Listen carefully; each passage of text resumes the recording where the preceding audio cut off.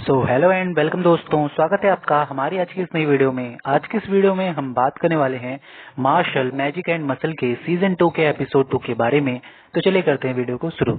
तो एपिसोड 2 की शुरुआत होती है जहां पे जो डिवाइन विजनरीज होते हैं वो आते हैं मैश को सजा देने के लिए।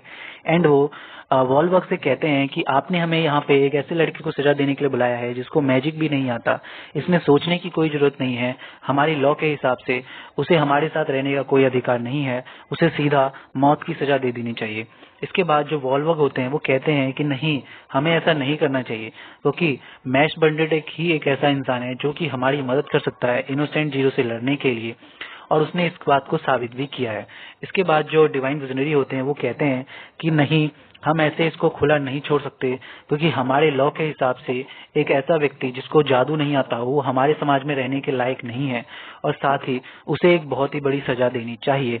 इसके बाद जो वॉलवर्क होते हैं वो कहते हैं कि नहीं, मैश को भले तक जादू नहीं आता है पर उसके पास एक ऐसी कला है जिससे वो सभी का दिल जीत लेता है। उसके बाद इतना कहने के बाद जो वॉलवर्क होते हैं वो अपनी टोपी उतार देते हैं एंड उनके सामने डिवाइन विजनरीज के सामने झुक जाते हैं और कहते हैं कि मैं आपसे गुजारिश करना चाहता हूं कि आप मैश बर्नर की जो सजा है उसको फिलहाल के लिए टाल दीजिए, क्योंकि वो हमारी काफी मदद कर सकता है इनोसेंट जीरो से लड़ने के लिए, और साथ ही वो हमारी एकेडमी का भी नाम एक दिन जरूर रोशन करेगा, ये मैं आपको कह सकता हूँ। इसके बाद इतना वो कह ही रहे होते हैं कि तभी साइड से जो रेन होता है, जो कि खुद भी एक डिवाइन विजनरी होता है, वो कहता है, नीचे झुक जाता है और उनसे माफी मांगते हुए कहता है कि मैंने मैश बेंडेट को काफी सारे टास्क दिए जिसपे वो खड़ा उतरा, और इससे मैं कह सकता हूँ कि जो मैश बंडेड है वो हमें हमारे काफी काम आ सकता है इनोसेंट जीरो से लड़ने के लिए, तो फिलहाल आप उसकी सजा को टाल दीजिए। इतना कहने के बाद पीछे से जो जज होते हैं जिनके पास मुकदमा चल रहा होता है मैश का, वो भी कहते हैं कि मैं आप सभी की बातों से सहमत हूँ, एक ऐसा व्यक्ति जिसको कोई जादू नहीं आता है वो हमारे साथ नहीं रह सकता, पर क्योंकि मैश बेंडेड एक ऐसा आदमी, एक ऐसा लड़का है जो कि इनोसेंट जीरो से इजीली लड़ सकता है, तो हमें उसके खिलाफ अपनी सजा को फिलहाल के लिए रोक देना चाहिए। और क्योंकि ये मुकदमा मेरे पास चल रहा था तो मैं आप लोगों से गुजारिश करूंगा कि आप फिलहाल इस सजा को रोक दीजिए। इसके बाद इतना सारी बातें सुनने के बाद जो डिवाइन विजनरी होते हैं वो मान जाते हैं।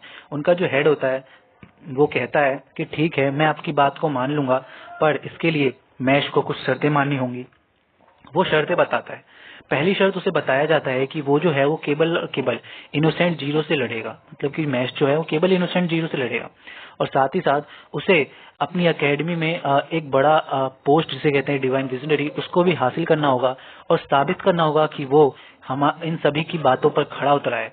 और उसके बाद दिखाया जाता है मैश जो होता है वो डिवाइन विजनरी की बात सुनकर अपना जो मुक्का होता है वो आसमान की तरफ करता है एंड उसे जमीन पे तेजी से मारता है जिससे जमीन फट जाती है। एंड उसके बाद वो कहता है कि मैं अपने इस मुक्के से इनोसेंट जीरो को हिला के रख दूंगा और साथ ही वॉलवर्क की बातों पर भी खड़ा उतरूंगा। इसके बाद इतना कहने के बाद हमें दिखाया जाता है मैश पूरा का पूरा जोश में होता है और उसकी जो घूसा होता है उसका गूंज इनोसेंट जीरो के महल तक पहुंचता है, जिससे जो उसका महल होता है पूरी तरीके से कांप जाता है, उसका घूसा इतना तगड़ा होता है। उसके बाद हमें अगला सीन दिखाया जाता है जहाँ पे मैश जो होता है वो अपने दोस्तों से बातें कर रहा होता है, जिसमें सबसे पहले फिन उससे बोलता है कि क्या तुम्हें सच में इनोसेंट जीरो जैसे बड़े मैजिशियन से लड़ना होगा?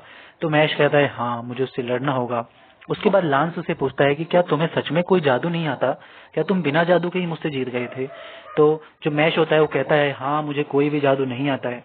इतना सुनने के बाद जो टॉड होता है लाल बालू वाला, वो कहता है चलो हम पार्टी करते हैं इसी बात पे। इतना सुनने के बाद सभी के सभी हैरान हो जाते हैं। एंड उसके बाद हमें अगला सीन दिखाया जाता है जहाँ पे जो टॉड होता है वो आता है मेटल का कवच पहन के। ये देखकर जो फिन होता है वो कहता है तुम क्या पागल हो जो ये मेटल का कवच पहन के आए हो घूमने के लिए? तो फिर जो टॉड होता है वो कहता है मेरे लिए सभी लड़ाई जैसा ही है और मैं सभी जगह ऐसे ही जाता हूँ। उसके बाद पीछे से मैश की आवाज आती है। फिन सोचता है कम से कम मैश तो अच्छे से आया होगा, तभी वो पीछे मुड़ के देखता है तो मैश जो होता है वो अपने जिम के कपड़े में आता है और साथ ही डंबल उठाते हुए आता है, जिसे देखकर जो फिन होता है वो कहता है लगता है मेरी ग्रुप में सभी के सभी पागल हैं। और इतना कहकर मैश कहता है कि मुझे नहीं पता था कि हमें घूमने कैसा जाना चाहिए, क्योंकि मैं पहली बार घूमने आया हूँ, तो इसीलिए मैंने ये वाले कपड़े पहन लिए और ये डंबल भी साथ में ले आया।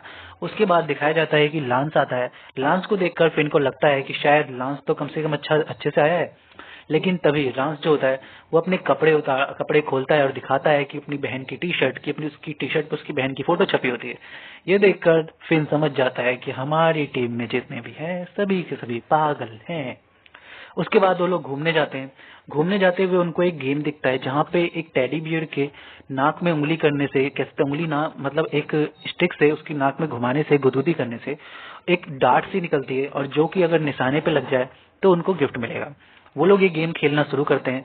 जो मैश होता है कहता है मैं सबसे पहले जाऊंगा, और वो जैसे ही उसकी नाक में उंगली करता है उसकी जो डार्ट होती है वो उस निशाने पर ना जाकर पीछे की तरफ जाती है और टॉर्ड के सर पे लगती है, जिससे उसके सर से खून निकलने लगता है।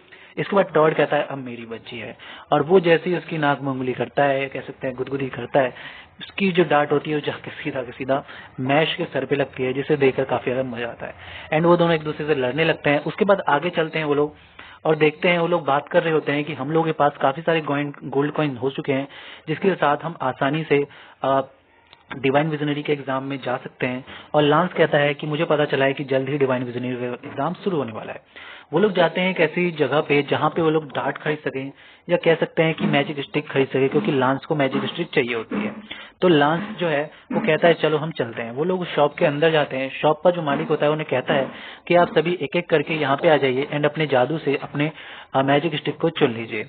तो जो सबसे पहले होता है वो फिन आता है और वो अपने जादू से एक स्टिक को हिलाता है एंड वो स्टिक आकर उसके हाथ में आ जाती है, जिसे देखकर जो मैश होता है कहता है वाह क्या बढ़िया है। उसके बाद जो लांस होता है वो आता है, वो अपनी मैजिक का यूज करता है एंड एक डार्ट को ले आता है, जिसे देखकर जो शॉपकीपर होता है कहता है ये डबल लाइनर जादूगरों में सबसे ताकतवर मैजिक स्टिक है जो कि तुम्हें मिली है। ये देखकर सभी चौंक जाते हैं। उसके बाद जो शॉपकीपर होता है वो मैश को कहता है तुम भी क्यों नहीं एक बार ट्राई करते।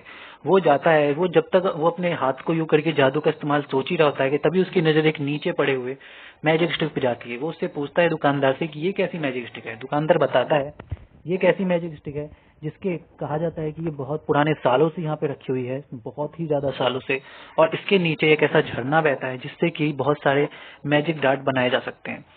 तो जो मैश होता है वो कहता है मैं इसे उठाऊंगा, और वो जाता है एंड उसे उठा लेता है। उसको उठाते ही वहां से झरना बहने लगता है। शॉपकीपर कहता है ठीक है अब तुम इस डार्ट को ले सकते हो, एंड उसके बाद वो लोग उस मैजिक स्टिक को लेकर वहां से चले जाते हैं। अगला हमें दिखाया जाता है कि लैमर भी अपने दोस्त के साथ आती है उनके साथ घूमने के लिए, एंड वो लोग काफी ज्यादा मौज मस्ती करते हैं। मैश जो होता है वो बन खाता है। उसके बाद वो लोग फोटो खिंचवाते हैं एंड वो लोग ड्रेस भी बदलते हैं, एंड इसमें के बाद लास्ट में दिखाया जाता है कि पार्टी उनकी खत्म हो जाती है।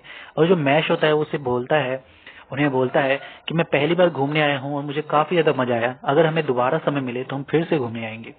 इतना कहकर अगला सीन हमें दिखाया जाता है एकेडमी का, जहाँ पे वो लोग बात कर रहे होते हैं कि हमारे पास काफी सारे गोल्ड कॉइन हैं, अब हम इजिली डिवाइन विजनरी के एग्जाम में पार्टिसिपेट कर सकते हैं। इसके बाद हमें दिखाया जाता है एक डिवाइन विजनरी जो कि मार्गेट मैक्रोन से बात कर रहा होता है। वो उसे बता रहा होता है कि हमें कि तुम्हें एक ऐसा काम करना है ताकि मैश जो है वो डिवाइन विजनरी के एग्जाम में ना बैठ सके। इतना कहकर जो मार्गेट मैक्रोन वो कहता है मेरे लिए बहुत ही आसान है एक ऐसे इंसान को हराना जिसको जादू भी नहीं आता है, बहुत ही इजी। इसके बाद जो कहते हैं डिवाइन विजनरी होता है वो उसे बताता है ये इतना आसान नहीं होने वाला है। उसने अकेले ही लॉर्ड डेवल को हरा दिया था जो कि ट्रिपल लाइनर है, तुम सोच सकते हो कितना ताकतवर होगा। इसके बाद ऐसे इतना सुनने के बाद जो मार्गेट होता है ना, उसका जो उसके हाथ में जो फिश होती है वो उसके हाथों से गिर जाती है। मतलब उसको कह सकते हैं कि उसको अचंभा हो जाता है कि भला एक ऐसा इंसान जिसको जादू नहीं आता उसने उसे कैसे हराया। उसके बाद अब वो अपने मैजिक का यूज करके दिखाता है, वो अपने पियानो को बजाता है और उसके पियानो से शब्द निकलते हैं, कह सकते हैं जो म्यूजिक के शब्द होते हैं ना वो निकलते हैं, वही उसकी असली पावर होती है। वो उसको दिखाता है एंड उसके बाद कहता है डिवाइन विजनरी से तुम्हें चिंता करने की जरूरत नहीं है, मैश बंडेड इसमें पार्टिसिपेट नहीं कर पाएगा डिवाइन विजनरी के एग्जाम में। उसके बाद हमें अगला सीन दिखाया जाता है मैश के घर का, जहाँ पे वो जाता है अपने फादर से मिलने के लिए। उसके फादर उसको पकड़ के रो रहे होते हैं कि मैश आखिर तुम अपने घर आ ही गए। इसके बाद दिखाया जाता है कि मैश के वहाँ पे कुछ दोस्त भी आते हैं, जिसको देखकर उसके फादर उससे पूछते हैं क्या ये सभी तुम्हारे दोस्त हैं।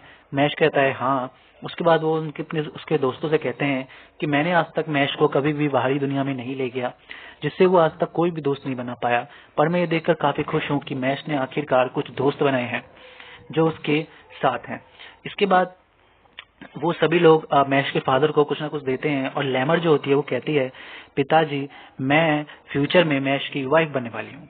ये सुनकर उसका जो बाप होता है वो एकदम चौंक जाता है एंड वो कहता है, क्या तुम लोगों ने शादी भी कर ली, तुम लोगों ने सगाई कर ली और मुझे बताया भी नहीं।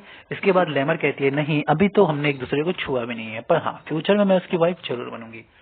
इसके बाद जो उसका फादर होता है और फिन होता है वो एक दूसरे से बात कर रहे होते हैं और उसका फादर फिन को कहता है, ये लोग सभी के सभी एक नमूने हैं, तुम्हें इनकी वजह से काफी कुछ झेलना पड़ता होगा। फिन कहता है, बिल्कुल।